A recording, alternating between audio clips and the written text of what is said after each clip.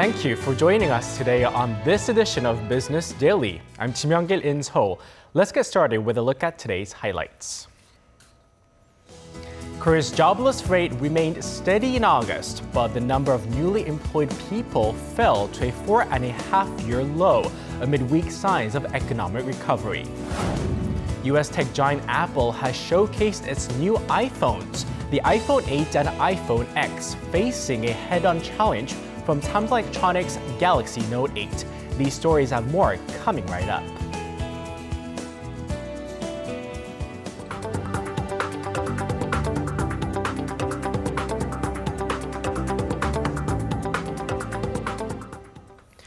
We begin with our top story. Korea's employment data for August has been released, and the country's job market is showing the weakest growth seen in over 4 years. The figures were hit by sluggish performances in the construction and real estate sectors. Our Shin starts us off. The nation's job market showed disappointing growth last month. According to Statistics Korea, the number of employed people stood at 26.7 million in August, up some 212,000 jobs from the same period last year. Public sector jobs contributed big, with the public administration, defense, and social security sectors creating 75,000 more positions. However, August had the lowest on-year growth since February 2013, and for the first time in 7 months, the growth figures plunged below 300,000. The weak figures are mostly due to sluggish growth in the construction and real estate sectors. The real estate industry added 39,000 jobs in August, a significant drop compared to some 73,000 new jobs the industry created in July. And the construction sector seems to be shrinking even more rapidly than initially predicted. Researchers at Statistics Korea added that the sporadic rain during the summer had a major impact on the construction sector's overall growth. The jobless rate stayed same as last year at 3.6%, but the youth unemployment rate, the rate for those aged 15 to 29, which is seen as a key indicator of general market conditions, was at 9.4%, up 0.1% from last year. Shin, Business Daily. Korea's imports and export prices rose again in August for the second month in a row. According to the Bank of Korea on Wednesday, export prices rose 0.5% from July, while import prices saw a 1.5% a month increase. From an on-year basis, import prices were up 9% compared to 2016, while export prices gained a little over 10%. The central bank attributed the rise to a jump in global oil prices after crude refining facilities in the U.S. were shut down by Hurricane Harvey. A stronger U.S. dollar against the Korean won also contributed to the rise in export prices. Korea's semiconductor exports are expected to top $90 billion this year for the first time on record. According to the Korea International Trade Association, the country's chip exports reached $59.5 billion in the first 8 months of 2017, up roughly 52% from a year ago. Experts say if the trend is maintained for the remainder of this year, the country's chip exports would easily top the $90 billion mark. Semiconductor exports have grown at an average of 15% annually for the past 40 years. It also accounted for around 16% of the country's total exports in the first 8 months of the year. Experts say investing in R&D and providing more incentives may help minimize brain drain and lead to further export gains in the future. Time now for our coverage of the financial markets, and to help us with that, we have our markets contributor, Jamie Kim, on the line. Hi, Jamie. Hello. Can you give us a snapshot on how Korean equities performed today? Sure. The Kospi opened higher today, but there was a bit of volatility as the day went on. Eventually, the index ended nearly flat, down 0.2% at 2360.818 points. The tech-heavy Kospi closed 0.15% lower at 659.09. Caution reigned in the market not only because of geopolitical risks surrounding North Korea, but also due to anxiety over quadruple witching day, which is coming up tomorrow. That's when contracts for index futures, index options stock options, and stock futures all expire simultaneously. This usually causes a lot of turbulence in the markets because investors become eager to take profit. Now, Jemmy, could you give us a more detailed breakdown of the market action for us? Sure. By sector, financials were the losers along with steel and construction. KB Financial Group ended 0.56% lower, while POSCO shed 1.77%. Machinery, communication, and electronics, however, were up. Number one market cap, Samsung Electronics, edged up 0.04%, while SK Hynix was up 1.34%. LG Electronics also ended higher, along with LG Chem, which hit a 52-week high on prospects of stable earnings. Among the Kosdaq stocks, Celltrion and Meditox were among the winners. So where could the markets be headed for the remainder of this week? Well, again, we expect continued volatility with quadruple-witching day coming up on top of the nagging geopolitical risks. And in the U.S., initial jobless claim figures are also due on Thursday, so that will be something to keep an eye on regarding the U.S. economy. On Friday, the Michigan Consumer Sentiment Index is scheduled to release, and this will be another key data point for market watchers. Meanwhile, investors will have to continue monitoring further developments in the situation with North Korea, with a group of South Korean lawmakers having left for the U.S. to discuss a possible redeployment of tactical nuclear weapons on the Korean peninsula. This has been Jamie Kim for Business Daily. It has been an exciting week for Samsung and Apple fans, with the two tech giants both releasing their latest flagship smartphones. To tell us more about their latest features and the looming showdown in the smartphone market, we have our dear Kim Jian in the studio. Hello, Jian. Hello. So, Jian, I bet a lot of people here in Korea, with all the versions of the smartphone and also all the versions of the iPhone, and looking to upgrade, stayed up late last night to tune into the Apple's launch event, right? Right, including my husband. And a lot of fans and industry watchers were eyeing the much anticipated iPhone X. And Apple CEO Tim Cook unveiled it last night, calling it the biggest leap forward since the original iPhone. And pundits in the US believe its hefty price tag of over $1,000 won't be a handicap that turns customers away. For more, take a look. The iPhone X features wireless charging, an infrared camera, and facial recognition technology, which will replace the fingerprint sensor for unlocking the phone. There are quite a few design changes as well, including the first OLED display ever to be mounted on an iPhone. The familiar home button found in previous iPhones is now gone, and instead users will tap the device to take it out of sleep mode. It's equipped with the latest technologies, including a facial recognition system that utilizes 3D image capturing, as well as a dual camera that can be used to run features and apps using augmented reality. Apple also introduced the iPhone 8 and the 8 Plus, which resemble the iPhone 7 models but has a glass panel in the back of the device for wireless charging. Unfortunately, for those who are eager to get their hands on Apple's newest handsets, they're likely to be put on a very long waiting list. IT tracker 9to5Mac is reporting that Apple will only be able to supply 10,000 iPhone X devices a day due to a shortage of components. And Korea has been excluded from the list of first-tier countries where Apple will be releasing the new iPhone, so early adopters and local fans may have to wait up to 7 weeks to get one. Now, Jian, for those who may be discouraged by the hefty price tag and the long waiting time for the iPhone X, do consumers have other alternatives, maybe like the Samsung Galaxy Note 8? You're absolutely right. Samsung Electronics is at a critical juncture of its game, and the trump card may be the Galaxy Note 8 model. The Note model is unveiled at a launch event in New York's Park Avenue Armory last month with some 1,500 people in attendance. However, the company does have some major hurdles to overcome, including last year's major recall of the ill-fated Note 7 that suffered from exploding battery issues.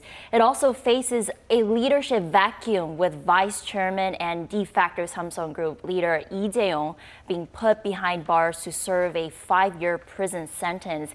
He was found guilty of multiple charges, including bribery, by a Seoul District Court last month, although he has since filed for an appeal. So, Jian, do you expect the Note 8 to turn around Samsung's fortunes? I believe so. I mean, on the first day of the pre-orders, sales of the Note 8 has been surpassed 395 units, and it's expected to surpass 1 million mark in pre-sales alone. The Note 8 features a huge display with its diagonal 6.3-inch screen, and corners are reduced, which makes using the stylus easier compared to its predecessor model. It's also easier to grip the sides with one hand since it's narrower than the majority of the competition, including the iPhone 7 Plus. It's equipped with a dual 12 megapixel cameras, as well as Samsung's optical image stabilization tech, which allows users to take still images even if their hands are shaky. And a new feature tied to the waterproof S Pen is the live message feature, which allows you to draw, create animated GIFs, and send them using pretty much any messaging app or email included in the Android system. There's an iris scanner in addition to the fingerprint and facial recognition, although some critics say the placement of the fingerprint scanner at the back of the phone next to the camera is a bit awkward and difficult to reach. It's not entirely accurate to directly compare unit sales of the Note series to that of the iPhone. The Note is aimed at meeting the needs of the consumers that use the Note Pen and the Android system. But the Note 8 is expected to be a significant factor in determining the operating profits of the Korean tech giant for the latter half this year. Earnings of Samsung's IM units are expected to steadily increase during the third quarter, on the back of price gains in memory chips and rising OLED display sales. Now, Jian, also coming this Thursday, which is tomorrow, Samsung's local rival LG Electronics is set to take pre-orders from its V30. Is that correct? That is right. It's equipped with the same telephoto lens as the Note 8 by Samsung Electronics, but it strengthened the features of video quality, making it easier for the layperson to shoot, edit, and upload videos like a pro. And it also allows users to shoot videos in log recording mode, mainly used by experts retaining detailed information on the highlights and shadows of the footage, and that increases the dynamic range of an image. And this is important as there's rising demand for a high-quality video. Global IT company Cisco estimates the proportion of video content and combined global mobile traffic would post an annual rate of 54% in the year 2021. Right, we'll have to see how smartphone competitors reposition themselves in the market. Thank you for the report, Jian. Thanks for having me.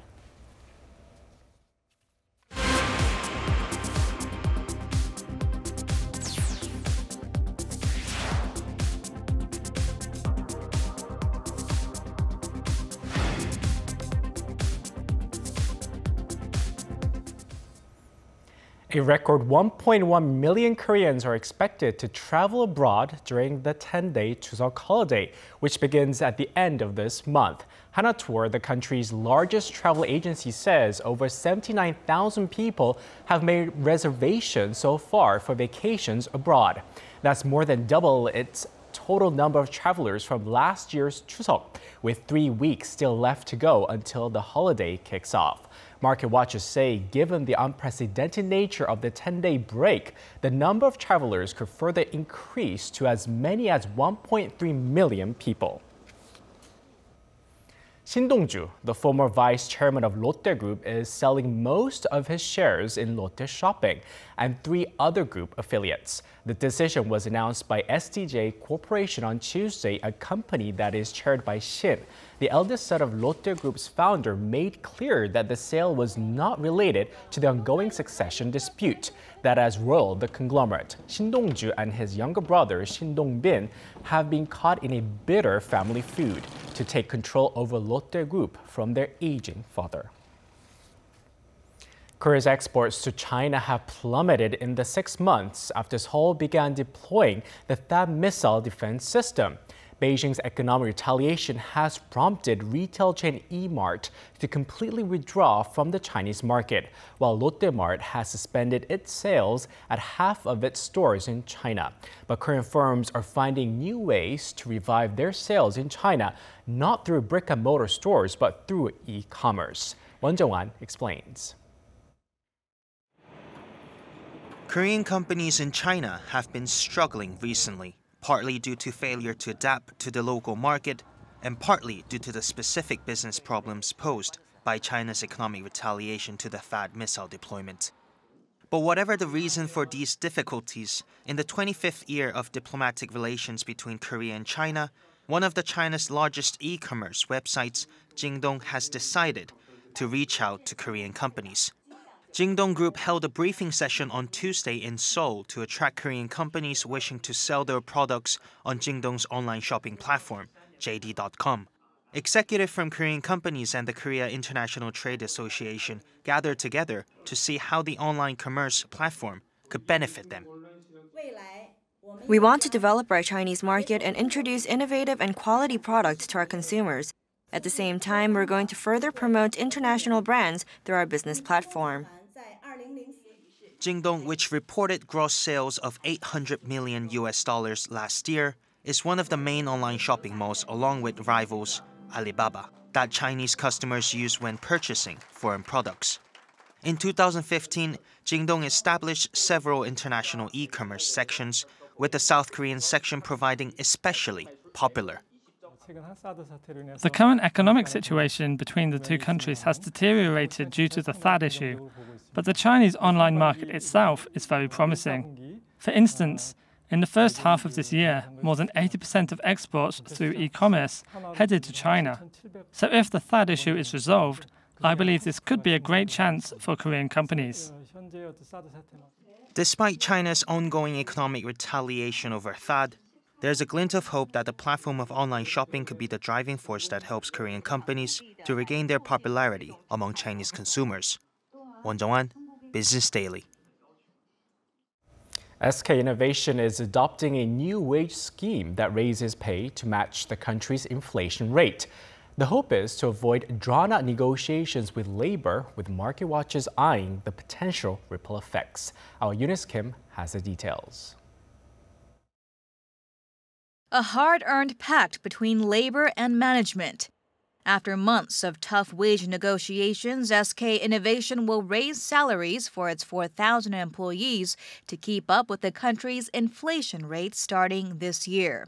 The first-of-its-kind agreement outlines that bumps in base pay will be determined by the previous year's growth rate in consumer prices, which would put the increase at 1% for 2017. Meanwhile, bonuses and other extra remunerations will be determined by the pay grade of each individual production worker and company performance for office employees. In addition, the petroleum product giant's pay system will be revised to consider a worker's life cycle needs and productivity.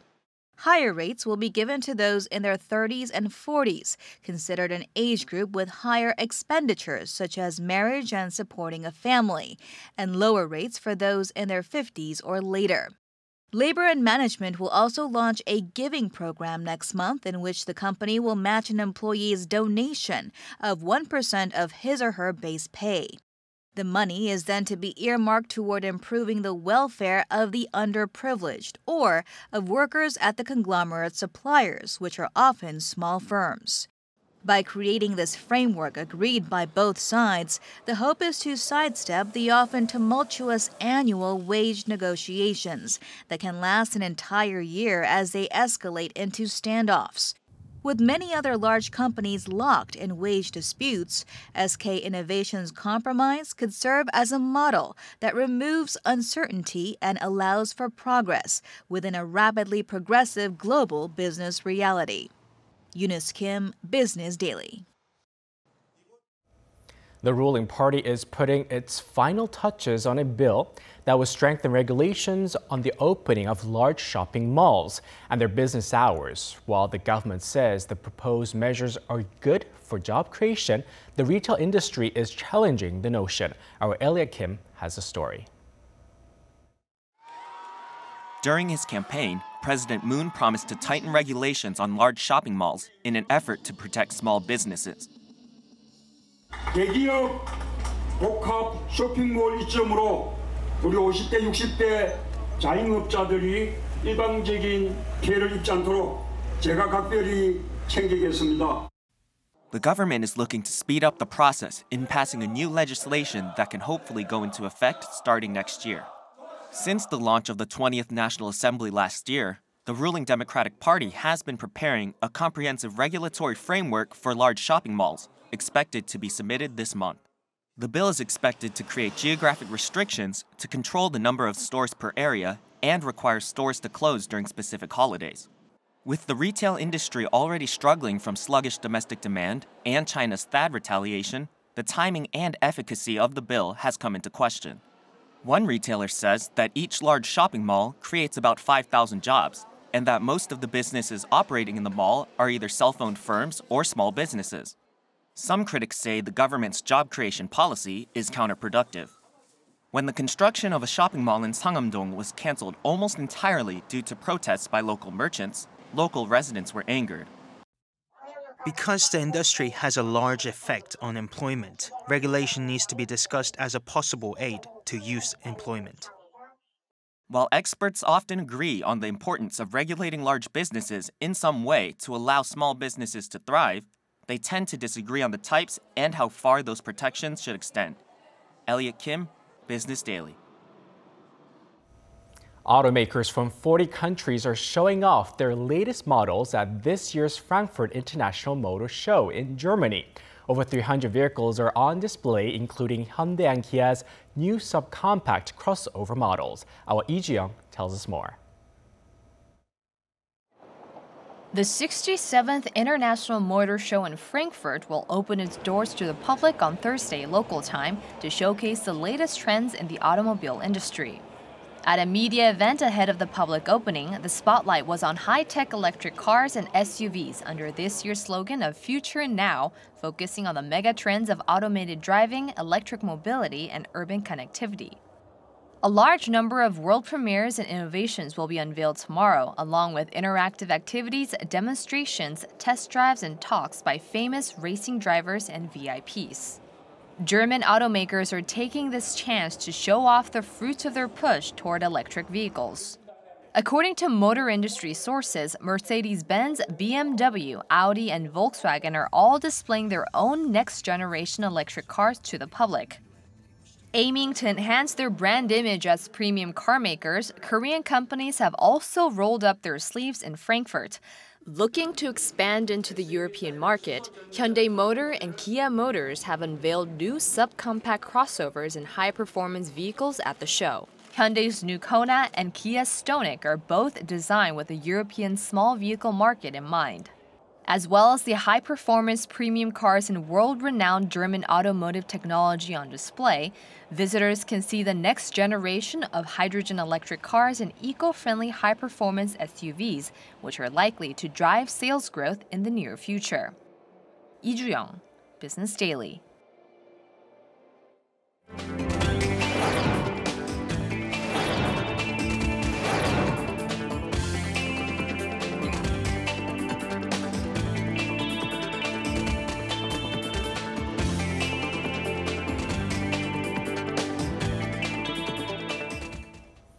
And that wraps it up for today. Thanks for watching, and we'll be back tomorrow with more business news that matters to you. Until then, goodbye.